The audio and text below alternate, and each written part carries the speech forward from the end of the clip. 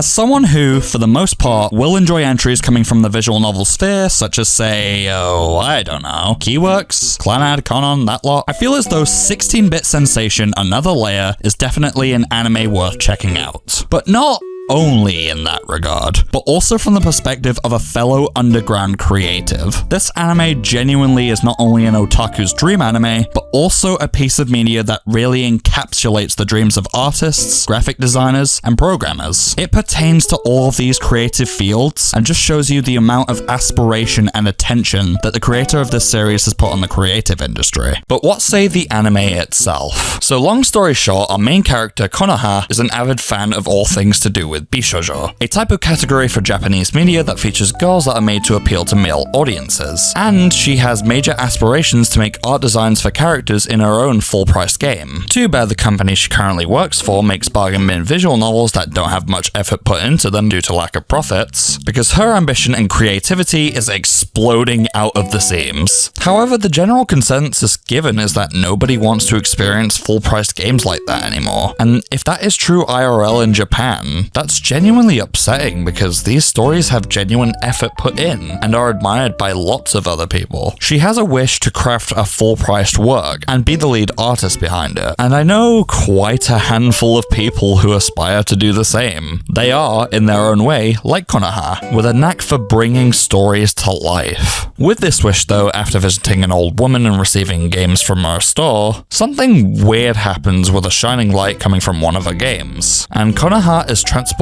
back to 1992 and stumbles across the startup game studio. And so from there, the story that Another Layer provides comes into full swing, with Konoha then being able to transport to different periods in time in order to help out developers of Alcohol Soft in many different ways. Yeah, the anime itself has a heavy focus on the time travel aspect, which does get heavily utilized and very much haphazardly, but my thoughts on that aside, I'm here to talk about why this is not just an otaku's dream anime, but also a creative's dream anime. And it's all to do with Konoha herself and other aspects of this anime, but mostly Konoha. Konoha's ambition really is just what drives this love for this anime full force. You can agree that depending on what you love, you can see that little bit of Konoha in yourself. She's into series that feature many cute girls and even refers to herself as an otaku. She's almost a connoisseur for this sort of art, and this is the main reason for strengthening the ideas and possibilities for Alcohol Soft. She lives and breathes this craft and has a knack for how these bishoujo games should play out, which is everything you could want as a creative, really. You go into that career wanting your passion to live and breathe within everything you do, and Konoha is making that her reality. But as well as that, she's also skilled at drawing. I mean, her ambition is to be the lead artist of a game, so she needs to at least have a leg to stand on. I honestly envy the amount of passion that is exploding from Konoha. I don't do art often, but I can at least say that I am an artist of sorts, inspired from similar series such as Konoha. It's this determination that I wish I would have when creating my art pieces, and it honestly strives for me to become a better artist myself. But even still, like I mentioned, this anime also goes deeper into other aspects of game creation, such as programming and graphic design, both subjects which I definitely have a previous experience with. Again, I make my own art, I design my own thumbnails, and I've even made contemporary pieces. I might not be the best at understanding what might be appealing to YouTube in terms of thumbnails, but I try to make sure that the thumbnails are recognizable. And for the programming side of things, I have had experience with Python and Unity, used for general programming and game creation. I understand that this might not ultimately be like those old IBM computing machines from the 90s, but it's something. But honestly, why do I think this is important for 16-bit sensation Another Layer? Well, really, it's all to do with covering several aspects of this industry and why newer and more passionate creatives matter. Taking this from the perspective of Konoha, we get to see everything within the industry through her in a shining light, from both past and present, treating this as a lens into an industry of competitiveness, but also envisioning it as this fun, joyous workspace. And honestly, it can be both. Hard but rewarding, competitive but fun. And depending on which avenue you go down, you get to see the true extent these roles deliver, thanks in no small part to Konoha. And yeah, I massively respect Another Layer. Its passion, its challenge to bring a point of view that sees this industry thrive with fun, new, ambitious creatives like Konoha herself. And quite frankly, I would love to see more of this from anime. So if you haven't seen it yet, go watch it. It's a wonderful series. Also, it mentions Kanon. Kanon mentioned!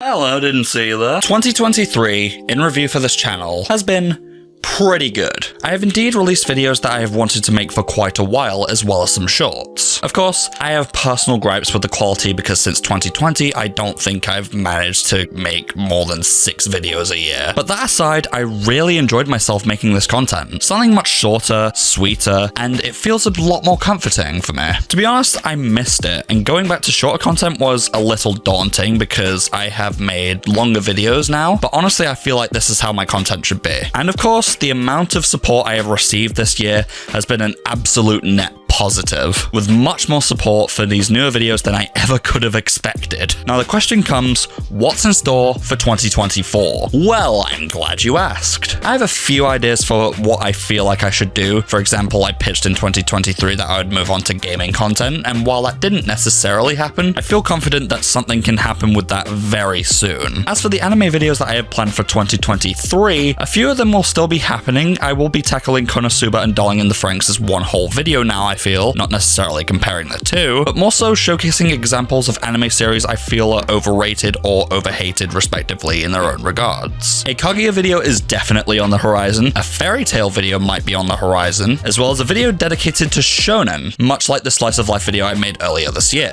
and more controversially, a Ruby praise video of sorts. So yeah, those projects will definitely be in the works next year, though also I have a nagging feeling to also do some videos that are different to what I do now. I'll get back to you guys on that front though. But thank you for watching this short video on 16-bit Sensation Another Layer, and thank you so much for your outstanding support in 2023. I can hope that we grow much bigger in 2024. Yeah, I'll give that a go, babe.